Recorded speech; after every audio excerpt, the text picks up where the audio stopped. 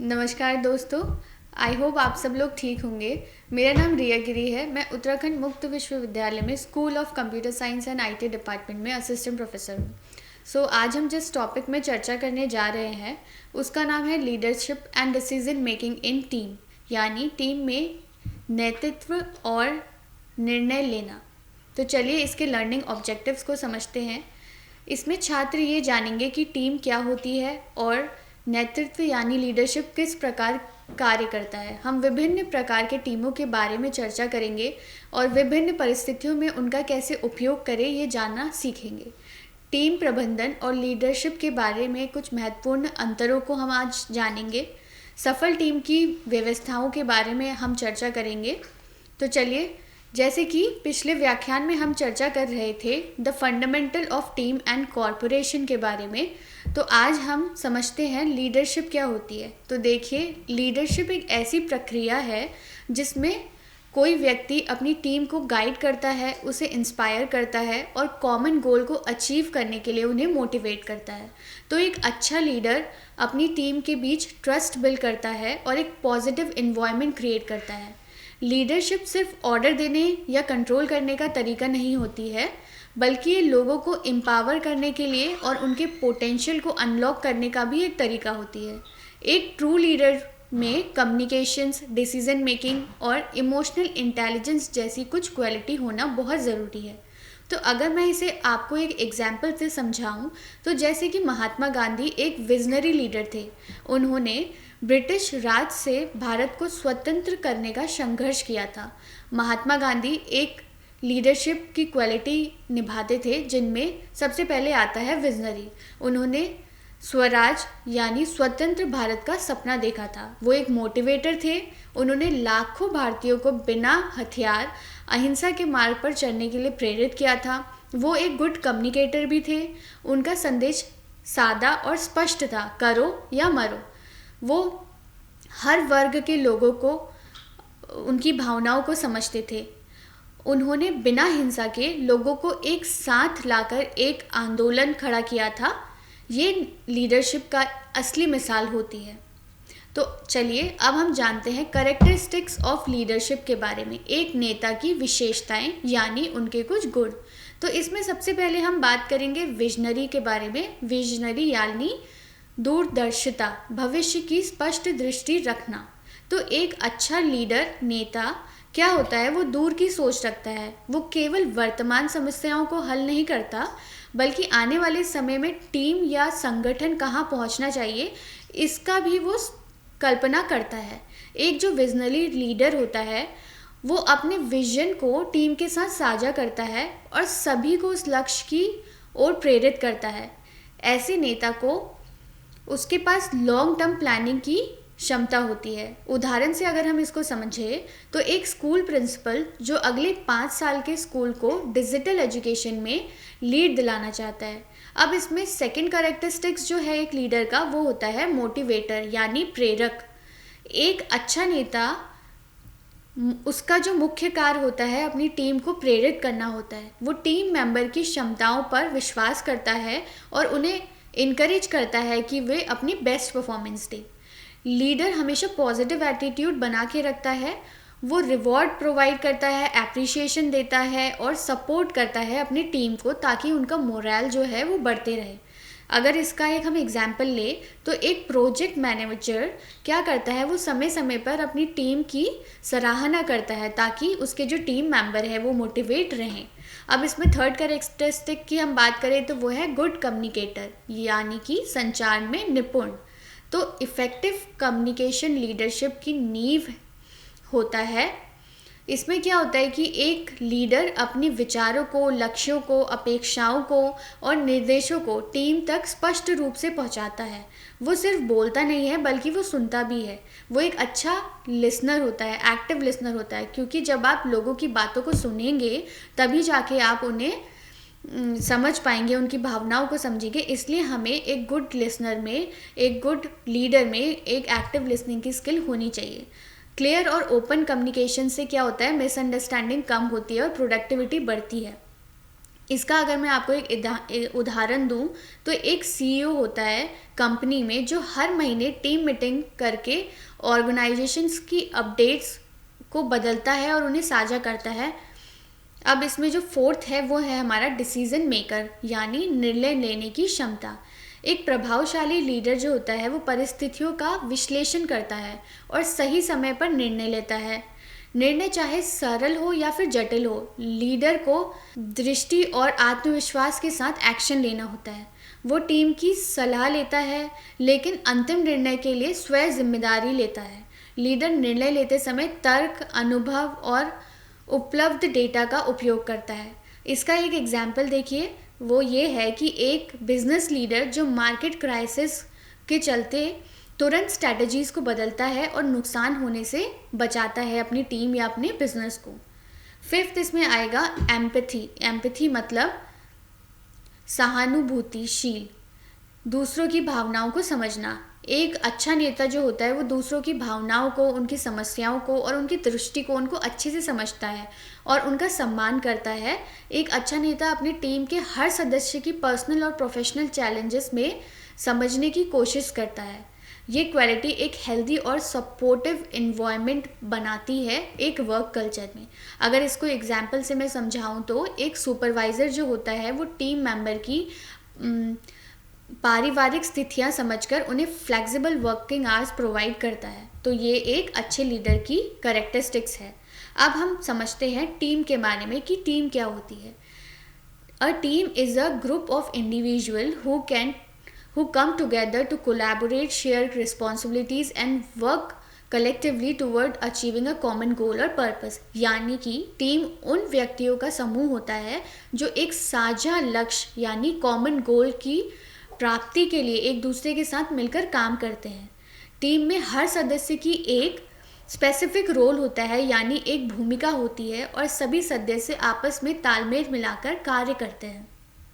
इसको अगर एग्जाम्पल से समझे तो जैसे कि क्रिकेट टीम का हम एक एग्जाम्पल लेते हैं तो एक क्रिकेट टीम में 11 खिलाड़ी होते हैं और सभी का एक ही उद्देश्य होता है कि मैच को जीतना, लेकिन उनकी भूमिकाएं अलग अलग होती है। जैसे आपने देखा होगा कि बैट्समैन का क्या काम होता है, बैट्समैन का काम होता है रन बनाना, वैसे ही बॉलर का काम होता है विकेट लेने का, फील्डर का काम होता है कि रन को रोकना, और वैसे ही कैप्टन का क्या काम होता है कि रणनीति बनाना और टीम को लीड करना। सभी मिलकर टीम के लक्ष्य की प्राप्ति के लिए काम करते हैं। तो इस एग्जाम्पल से आप इसे समझ गए होंगे। अब बात करते हैं टाइप्स ऑफ टीम के बारे में, यानी टीम के प्रकार। तो टीम कई प्रकार की होती हैं और हर टाइप का अपना अपना अलग फंक्शंस और गोल्स होते हैं। तो सबसे पहले हम बात करेंगे फंक्शनल टीम के बारे में। तो फंक्शनल टीम देखिए एक ऐसी टीम होती है जो किसी ऑर्गेनाइजेशन के एक ही विभाग मतलब कि डिपार्टमेंट के लोगों से मिलकर बनी होती है, जैसे कि मार्केटिंग टीम, फाइनेंस, एचआर या प्रोडक्शन। इन टीम में सभी सदस्य एक जैसी स्किल सेट या एक्सपर्टाइज वाले होते हैं और सामान्य कार्यक्षेत्र में काम करते हैं। टीम के सदस्य अपने डिपार्टमेंट हेड या सुपरवाइजर को रिपोर्ट करते हैं और एक ही हायरार्की स्ट्रक्चर में काम करते हैं। इन टीम में क्या होता है कि डिसीजन मेकिंग आमतौर पर टॉप मैनेजमेंट पर होती है और निर्देश का पालन नीचे तक किया जाता है। फंक्शनल टीम एफिशिएंट और स्पेशलाइजेशन को बढ़ावा देती है क्योंकि हर सदस्य एक ही क्षेत्र में एक्सपर्ट होता है। सेकंड इसमें आता है हमारा क्रॉस सेक्शन टीम। तो क्रॉस सेक्शन टीम एक ऐसी टीम होती है जिसमें अलग अलग डिपार्टमेंट या फंक्शनल एरिया जैसे कि मार्केटिंग हो गया, सेल्स हो गया, एचआर, डिज़ाइन, आईटी एक्सेट्रा के लोग एक साथ मिलकर कॉमन गोल या कॉमन प्रोजेक्ट पर काम करते हैं। इन टीम का उद्देश्य ये होता है कि वो ऑर्गेनाइजेशन के अलग अलग प्रोस्पेक्टिव को इंटीग्रेट करें और ये टीम इनोवेशन और क्रिएटिविटी को बढ़ावा देती है। थर्ड देखिए हमारा होता है सेल्फ मैनेजमेंट टीम। तो सेल्फ मैनेजमेंट टीम ऐसी टीम है जो बिना किसी डायरेक्ट सुपरवाइज़र के या फिर मैनेजर के अपने कार्य की योजना खुद ही तय करती है, निर्णय लेती है और कार्य को अंजाम देती है। इस टीम में प्रत्येक जो सदस्य होते हैं उनकी जिम्मेदारियां और ओनरशिप उनको दी जाती है। टीम मिलकर खुद ही रोल तय करती है, टाइम को शेड्यूल करती है और परफॉर्मेंस की निगरानी खुद करती है। ये ऑटोमेटिक टीम के मोरल और प्रोडक्टिविटी को बढ़ावा देती है। फिर आता है वर्चुअल टीम। तो वर्चुअल टीम, इस टीम में जितने भी सदस्य होते हैं वो भौगोलिक रूप से अलग अलग स्थानों पर होते हैं और कोलैबोरेशन के लिए डिजिटल टूल का उपयोग करते हैं, जैसे कि जूम मीट हो गया, माइक्रोसॉफ्ट टीम हो गया, गूगल मीट आदि, ये सब इसमें आते हैं। ये टीम फ्लैक्सिबल और कॉस्ट इफेक्टिव होती है, जैसे कि आपने देखा होगा ग्लोबल ऑर्गेनाइजेशन में। तो वर्चुअल टीम में कम्युनिकेशन और कोऑर्डिनेशन करने की चुनौती होती है। इसके लिए हमें ट्रस्ट, क्लैरिटी और टेक्निकल लिटरेसी ज़रूरी होती है। विभिन्न टाइम जोन और कल्चर डिफरेंसेस को मैनेज करना इस टीम के सामने प्रमुख चुनौती होता है, लेकिन सभी लीडरशिप और टेक्नोलॉजी के प्रयोग से टीम हाईली प्रोडक्टिविटी क्रिएट कर सकती है। अब चलिए समझते हैं कैरेक्टरिस्टिक्स ऑफ टीम के बारे में, यानी प्रभावशाली टीम की विशेषताएं क्या होती हैं उनके बारे में हम बात करेंगे। तो सबसे पहले इसमें आता है क्लियर गोल।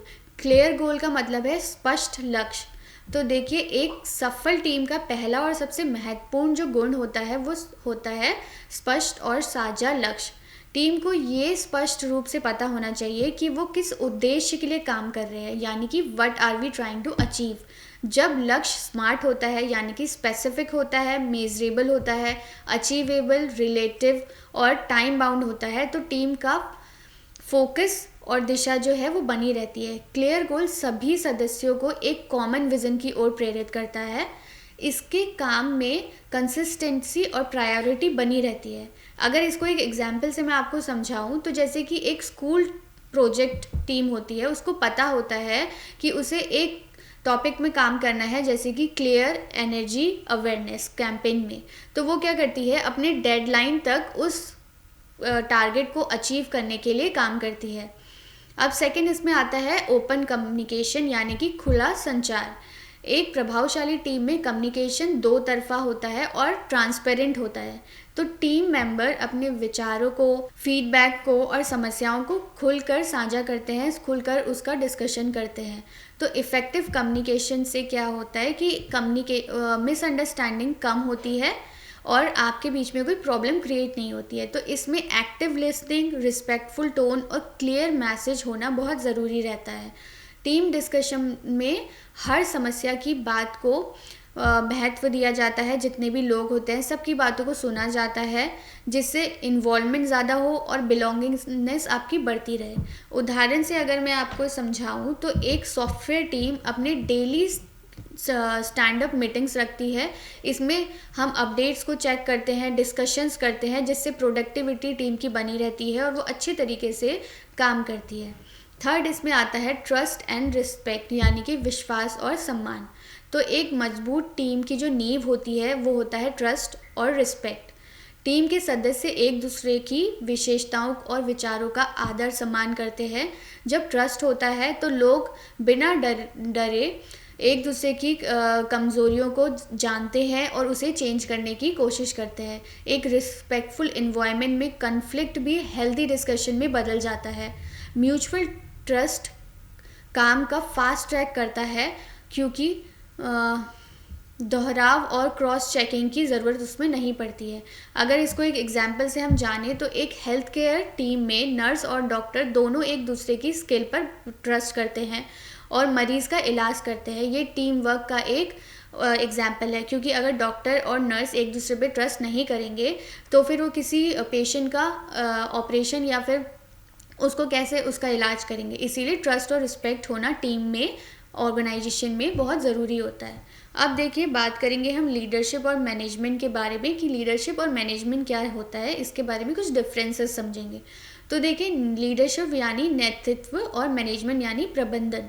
सो ये दोनों किसी भी संगठन या ऑर्गेनाइजेशन की सफलता के लिए बहुत ज़्यादा ज़रूरी होते हैं, लेकिन इन दोनों की भूमिकाएं, कार्यशैली और दृष्टिकोण एक दूसरे से डिफरेंट होता है। तो देखिए, लीडरशिप का मुख्य उद्देश्य होता है लोगों को इंस्पायर करना, उनकी उसकी इन्फॉर्मेशन को शेयर करना, विज़न को समझना और लोगों के लिए जानना, उससे चेंज करना उसकी प्रकृति को।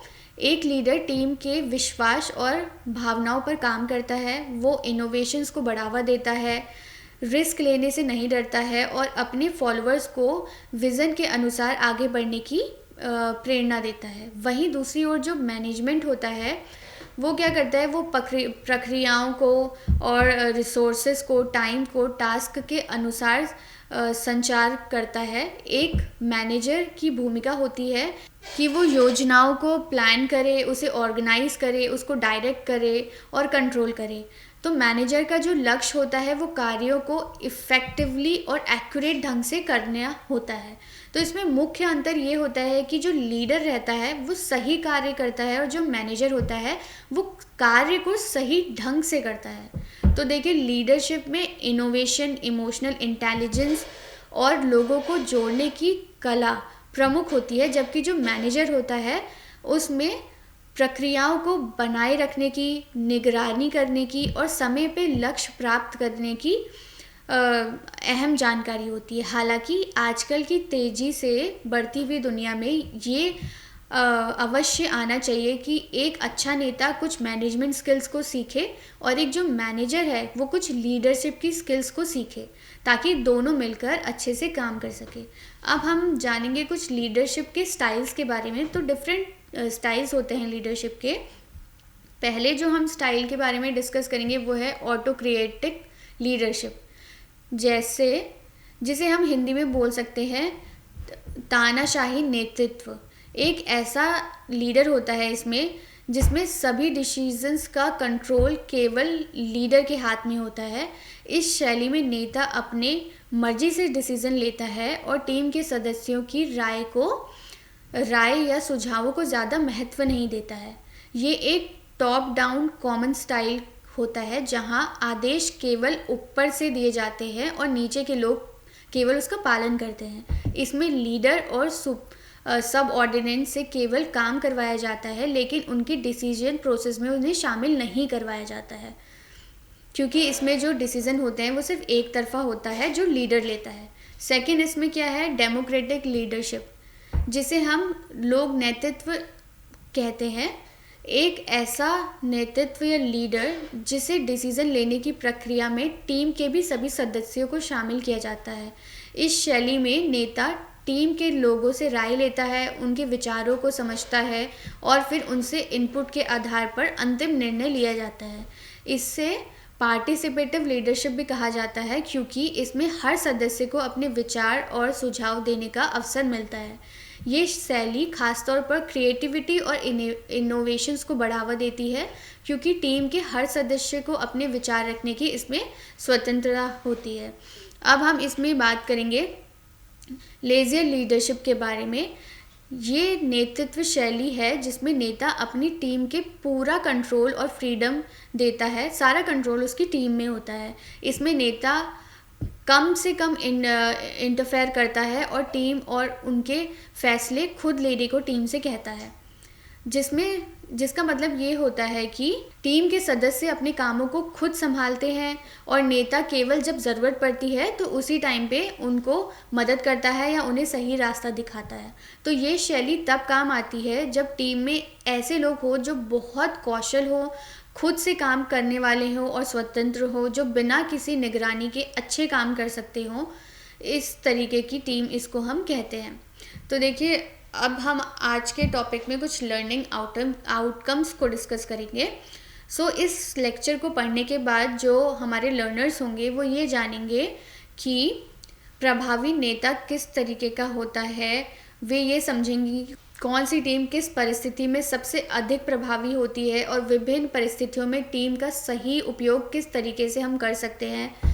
छात्र प्रबंधन और लीडर के सभी महत्वपूर्ण डिफरेंसेस जो होते हैं उनको अच्छे से समझ पाएंगे। वे ये जान पाएंगे कि हर शैली के जो नेता होते हैं उनका क्या फ़ायदे होते हैं और क्या नुकसान होते हैं, और हर शैली के प्रभाव का विश्लेषण वो अच्छे से जान पाएंगे। अगले व्याख्यान में हम चर्चा करेंगे लीडरशिप और decision making in team part 2 के बारे में। तो तब तक के लिए धन्यवाद। आपका दिन शुभ हो।